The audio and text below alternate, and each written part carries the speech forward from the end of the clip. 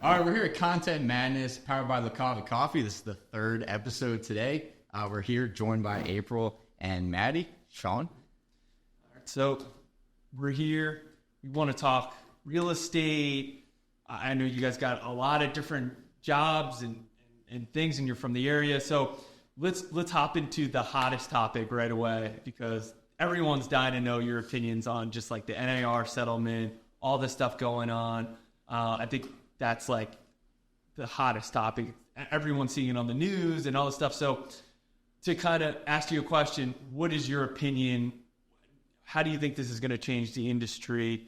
And how are you going about it with your clients? I mean, we always have buyer consults, and in the state of Pennsylvania, you're supposed to have a buyer agency agreement. So I know a lot of people throughout the country are freaking out because that's something that they wait to do. But we meet with our buyers and we share what our value is, and we talk to them about how important it is to be represented and what we can do for them. So we're going to continue to do that, and we're rolling with the punches. You took the words right out of my mouth. We are just rolling with the punches. I feel like the media is like hyping it up a lot.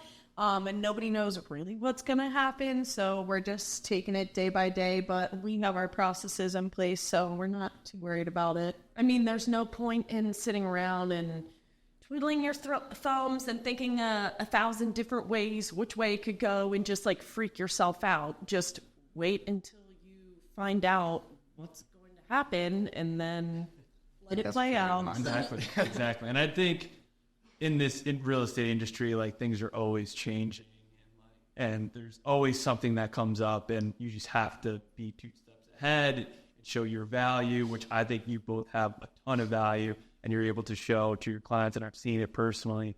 So I think it's just a value perspective, and I think it might hurt some of the part-time agents or agents that can't show their value. How do you feel about that? I would agree with that, because I was at continuing education, good old classes on Wednesday, and there was someone sitting next to me, and she was asking me, what do you think? And she was all like freaking out. I work with mostly buyers. Now I'm not going to get paid. And I'm like, okay, well, mindset. And obviously you don't believe in your skills. Yeah, I think it's more of like, this is happening.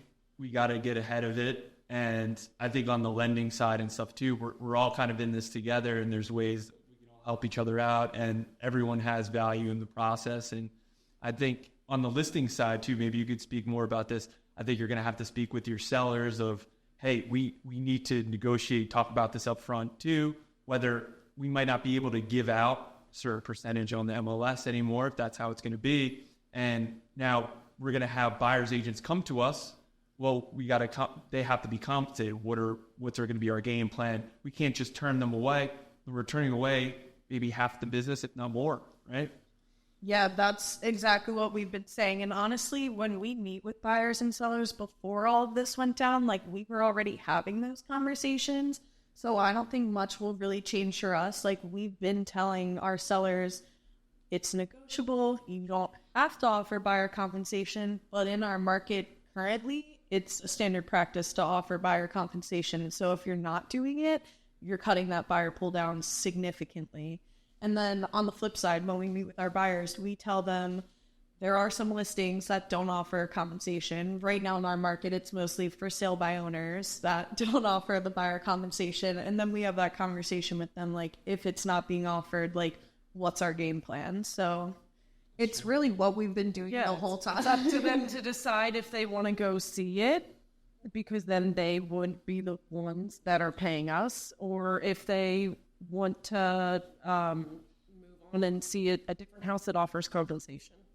Yeah, that makes sense to me. I think with the headlines, everyone's kind of freaking out a little bit, and I think we need like more leaders and people that are getting ahead of it and educate, hey, this is really what's happening. It's kind of been like this always. It's just we're always negotiating. Maybe they're giving it out, but no matter what, it's a negotiation, right? It's real estate. There might be a little bit set, but it is all negotiation. So I think it's good that you've gotten ahead of it already and you're on top of it, and you've kind of let your clients know. And I think that's probably half the battle, because everyone's kind of like, I know my clients have even come to me on the lending end. They're like, Sean, what do you like? What when July comes or whatever? Like, is this going to change something? Am I not going to be able to get a house now? They're worried.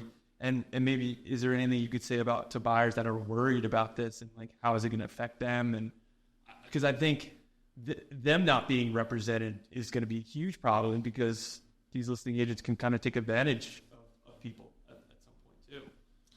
For sure. I would say keep your buyer representation, like work with your realtor, see what you can figure out. At this point, like I said, a lot of sellers are still offering compensation, so I wouldn't panic just yet, but read the market. If you can't afford to compensate your agent, then look at houses that are offering compensation. Like, there's ways around it, but I wouldn't really panic just yet. I think that makes sense. Yeah, it seems like you have a really good mindset going on. So I guess going off that, like, what kind of keeps you passionate in in the industry or in your career in general? I love, it's gotten to the point, I'm about to turn 28. A lot of my friends are just starting to buy their first houses. So it's a lot of like working with friends, working with family of friends. So it's really fun. It keeps us passionate because it's people we know and love, or people that we get to know and end up loving, seeing them like buy their first house or upsize, downsize. So it's exciting. It's just been amazing starting with a core of family and friends at the beginning, and then they have been like passing our name along, so we get to meet their family members and friends and help them, and like they become part of our team. Sure. And that's just awesome. It's a lot of fun. Cool. Yeah, that is really cool. Speaking of teams, how did the sister do? I mean, I'm sure people want to know how did it come about? What was the idea behind it? So it really started, our dad is a builder. He's been saying for years and years, like, somebody please get their real estate license. And finally I was like, all right, you know what? I'm going to start trying to get my real estate license. I was working 2 jobs, taking the class on my lunch break. And after I passed my course, I kind of just like settled in. I was like, I don't know, like, and then the tables kind of turned for Maddie too, and she was like, I'm going to get my real estate license. And we didn't really think twice about it. We were just like, well, obviously we're going to do this together. I mean, we are a very close family unit. It's funny. People are like, oh, what'd you do over the weekend? And we're like, oh, we went to our parents and we hung out with our siblings. Like, there are 8 of us in our family. I'm the oldest. April's the 4th. And I mean, I have a lot of friends, but my sisters are my best friends. So like she said, it was kind of a no-brainer that we were going to work together. I was teaching 5th grade, and I was on maternity leave, and I was holding my daughter, and I just was looking at her and like, oh my goodness, I can't put her in daycare 5 days a week, 10 or 11 hours a day, and then I pick her up after school, and I get to be with her for like an hour before she goes to sleep because she's little. Like, I can't do that. So that's when I was still teaching on Friday nights and the weekend. I was working the course to get my license, and then, oh my God, COVID happened. And so April can tell you about so her license. I actually took my licensing test the last day that Pennsylvania was open. I think it was like March 16th or whatever the date was. Very last day Pennsylvania was open. It was like one of the last tests they were giving. And I drove from Westchester area out to King of Prussia, and I passed maybe one car the whole way down 202. Like, it was so eerie. That's creepy. Like apocalypse vibes. I was like, what is going on? Whatever, I'm going to take this test. And like, thank God I did, because then they weren't offering the test for 2 months. Longer than that, because I took it in March and you took it in July. Mm-hmm. So tell them about Yeah, so when we were quarantined, I had like a 4th left of the class to take, and I finished it up real quick, but everything was closed down. And then when the governor of the state started opening things, remember, it was like color coded. So if anything was red, you literally couldn't do anything. So our county kept continuing to be red. And I'm like, when are they going to open stuff up? And my husband was like, Pennsylvania license. So just go anywhere in Pennsylvania and take the test. And I was like, oh, that's a good idea. So I get on the computer and like, Erie, Pennsylvania. Here I go. Guess I'm going on like a road trip. But then it opened up in Pittsburgh. So I just drove out there, spent the night, took the test, passed. Rough car ride home. Yeah, like, could you imagine like not passing and having to drive 5 hours and just think about all those questions? So then it's July. I was still a teacher, and I had always thought like, okay, I'll kind of like tiptoe into real estate. But the COVID thing, people still weren't sure. My school was like, hey, and most schools were like, hey, we're going to go back to like online hybrid teaching. And I said to my husband, hell no, I'm not doing that again. So that's kind of like what gave me the push. I love teaching. I love my school and the students and the parents, but that gave me the push, and it's been awesome ever since. Yeah, no one in our family is really tiptoers, so I think we were just fooling ourselves thinking that we would like tiptoe into this, because we really didn't at all. Like, we both just dove in full time. Yeah, I love the family aspect. My wife has she's one of 7 too, and it's the same thing. We're always just hanging out with her. So I get that completely, and I know exactly what you mean.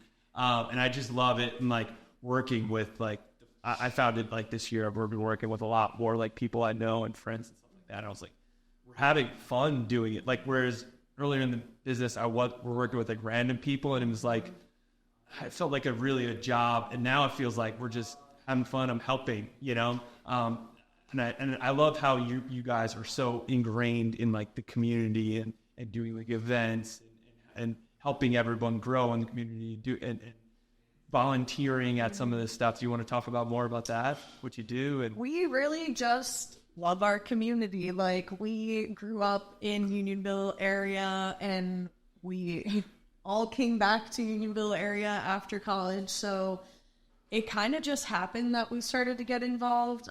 We joined our Unionville Community Fair Board, so that has been really fun to help bring our local agricultural fair like back and kind of make it more lively. So we got involved in that way, but everything just kind of fell into place. Yeah, it's just funny. I forget who I was laughing with yesterday. Oh, yeah, at that networking thing, we were just saying Unionville's kind of a bubble, and people love it, and they just come back. And it's cool because now we've got friends we went to high school with that own businesses in the community, and we get to hang out and do things with them, and it's just awesome. that is so cool. I love that. It's like a small town vibe, that kind of stuff. And you're helping everybody, whether it's businesses or purchasing homes and doing all that aspects of it. It's just amazing. Yeah, and one thing I've noticed as well is that you two are crushing it on social media right now. I think it would be great if you could talk a little bit about that and like what's working for you guys, maybe what's not, and kind of your thoughts on social media. Yeah. I look at her like that because, go ahead. Well, I know. Who's better at social, or more into it? April's good at it. I love it. Yeah, she loves it. I don't love it per se. I'm more of a private person, so she wants me to film my whole life and post every single thing that I do.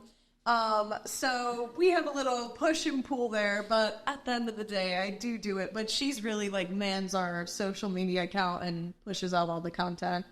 Yeah, I mean, it's funny. April was always like, if I wasn't a realtor, I wouldn't even have a phone. And I'm like, okay, well, that's not going to work. But she's really embraced it. I mean, back in the beginning when I'm like, we have to film stuff, she's like, ugh. Okay, I still cringe on the inside. I mean, even today I was like, oh, we're doing this podcast, so like, we don't have to film next week. We can use this footage. And she's like, thank God. Yeah, but I just love it. I feel like social media, there are a lot of realtors that sub their account out like totally, and they let someone else post for them, and people aren't getting to know who you are. It's all generic, like Happy Groundhog's Day from the Pancoast Yacka group. Like we don't post like that. Yeah, right. I mean, how is someone going to know that you click together or that they want to work with you if it's just boring, flat? They don't get to know you. Just listed, just sold. Like we try to be more personal than that. Like Maddie's always posting stuff with her family. I post when I go hiking or like doing stuff outside. So people kind of get a glimpse of our personalities before they decide to work with us. Here. Yeah.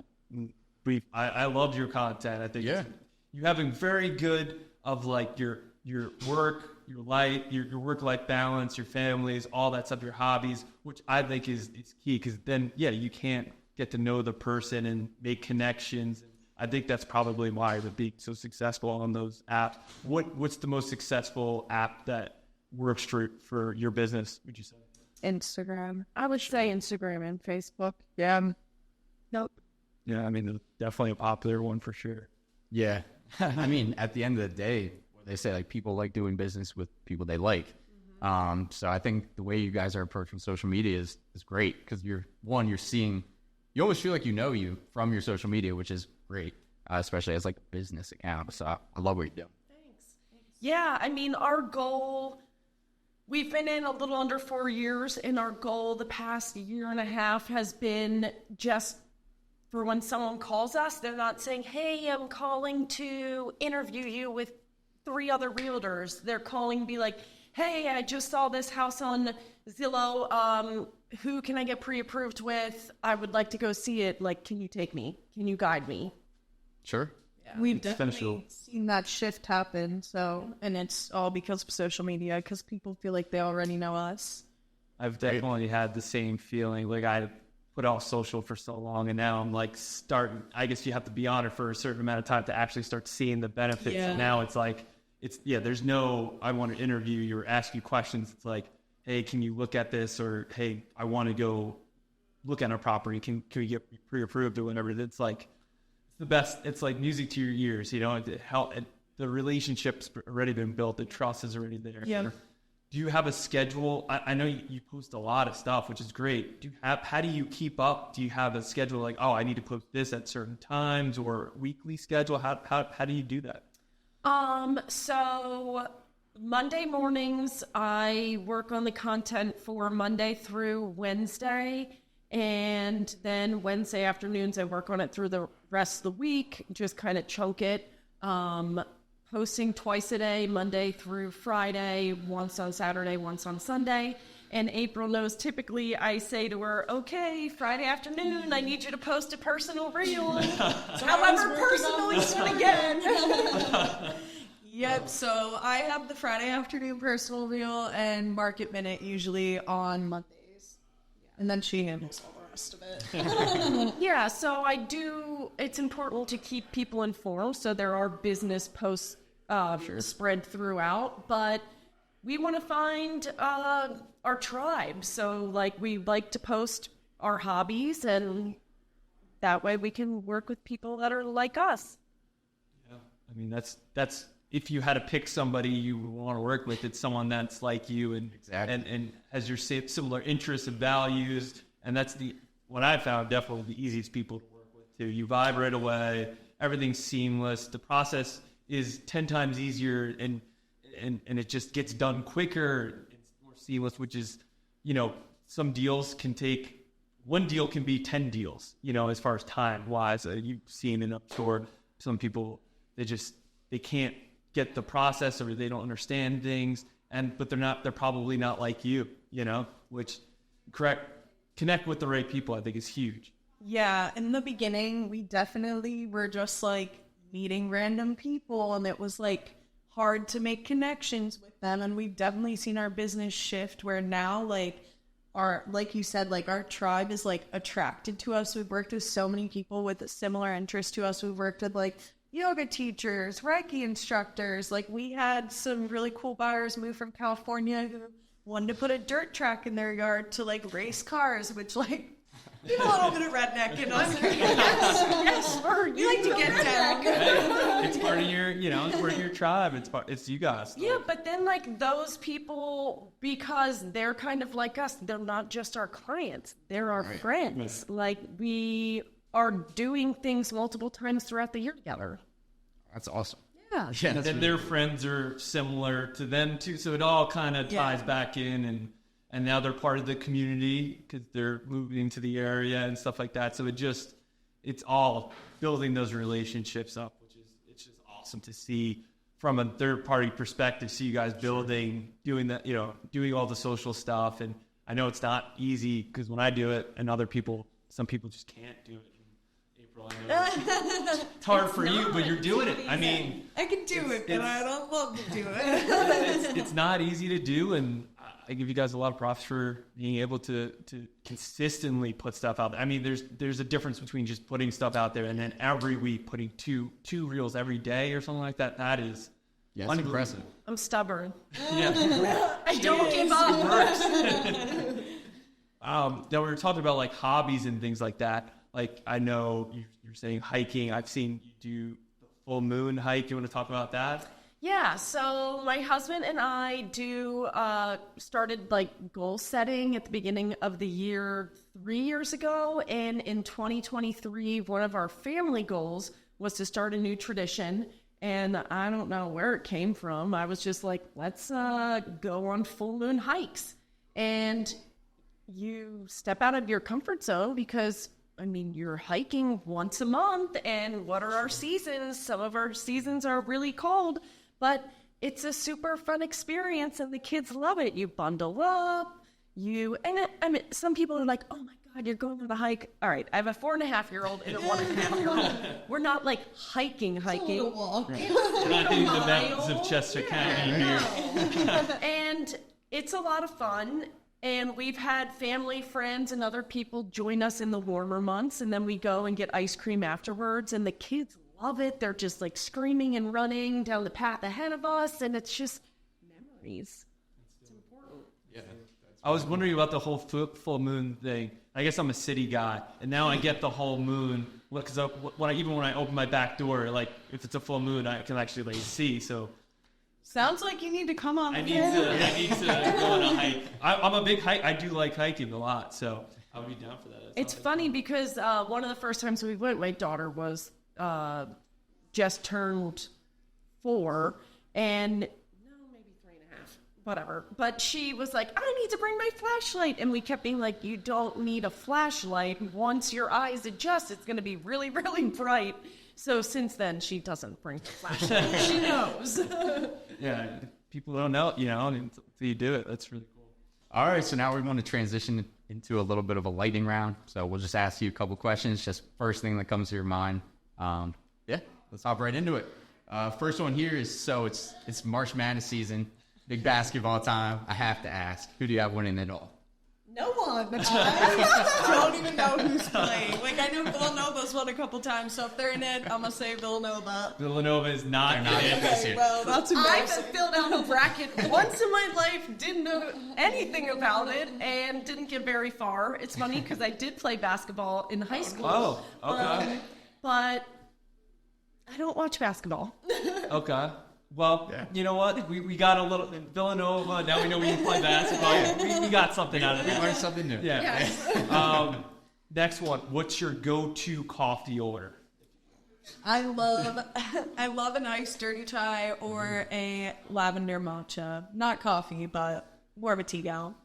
I laugh because I drink a lot of coffee and don't know jack shit about coffee. She will ask the barista, like, what should I order? I'm like, I don't know. What do you like? I'll order something and then they're like, what type of cream do you want in it or whatever? I'm like, I don't know. What do you suggest? Oh, man. She's one of those. That's tough on the barista. It is. You gotta watch our first podcast episode with Jose, the owner of La Cava. He goes over a lot about coffee and That will be awesome. where it comes from and the whole process and everything. Which is, I get coffee beans. Who knew they came from like a cherry? Oh. That is weird. And that's crazy Crazy So, story. Yeah, it's a you'll good get one. into that. It's a good one. I recommend the Americana also. Oh yeah. All right, so next one would be, what were your first jobs?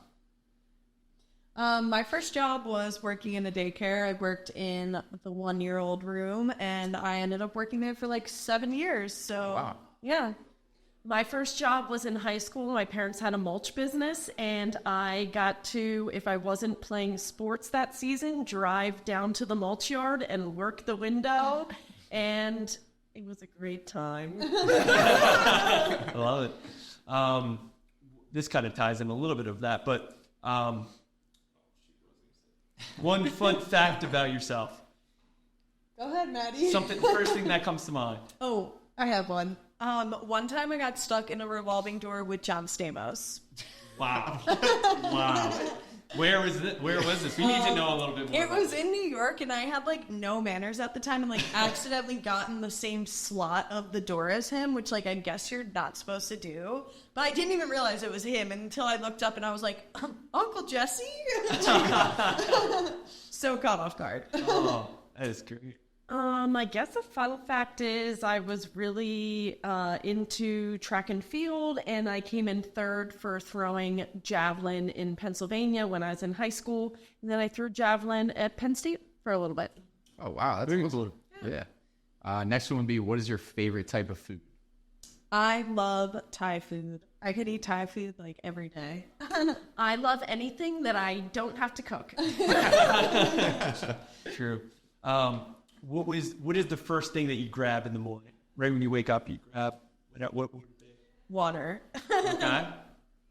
I guess my phone that is right next to me to just turn it off, see if any messages came through, and then water. And what does a perfect day look like for you? For me, I would say sunny, 75, go for a little hike, do a little yoga, hang out, garden, just a chill day. I would agree with that. A chill day. Make breakfast with the kids, work around the house, hang out, read a book a little bit, hang out with family and friends. Awesome. Beautiful. Great relaxing day. Any one of those. It's nice when they occur. It's been a while. Favorite social media app to create on, and also intake, like you're going on there for entertainment too. To create on, probably Instagram, but TikTok does have me in a chokehold. It's so easy to just scroll on and find stupid things. I would say to create stuff, Canva. I just love all the opportunity. Sure. Canva's really evolved in the past couple of years, too. You can do a lot. Yeah, it's gotten crazy. Yeah. Adding it to like the AI and stuff. Yeah. Who knows where that's going to go. And what is a book you would recommend to anyone watching this right now? I love to read. If you're talking about business books, I would say Exactly What to Say. I just read it at the beginning of this year. It's great for realtors. If you're talking about leisure books, things that you enjoy, I loved The Nightingale by Kristen Hanna. Very nice. Leisure book, if you're local, I would say Notes from Turtle Creek. It's written by a local environmentalist who's passed away, but it's all in the surrounding Westchester, like Chester County area. So he talks about great. some really cool things that are super local to us. Oh, wow. Yeah. That's really neat. Love local books. Yeah. Can't get enough of those. Can't beat it. Favorite hobby? Hiking. I like to work out and read. Nice. And what would you say is your favorite local restaurant? Hoods. Oh my gosh. I love barbecue. You can always find someone from our family at Is that the family spot too? Yeah. That or 4 dogs. True. Yeah, I've been on, I told you, a Thai kick, so Sang Tong Thai in Kennett Square, so good. All right. I love the dogs too. I mean, that's just A classic. classic. Absolute classic. Sweet. So that's pretty much it. Want to wrap this up and Sure. So if anybody, wanted to connect with you on social media or ask you any questions, what's the best place to do that? On Facebook, we are the Pancoast and Yacka Group, Coldwell Banker Realty, and on Instagram, we are the Pancoast Yacka Group. Slide in our DMs. So, yeah, I mean, thank you so much for taking your time, coming out here, being our guests, and checking out La Cava Coffee. And the March Madness games aren't on yet. Maybe you'll tune in this weekend or something for Villanova.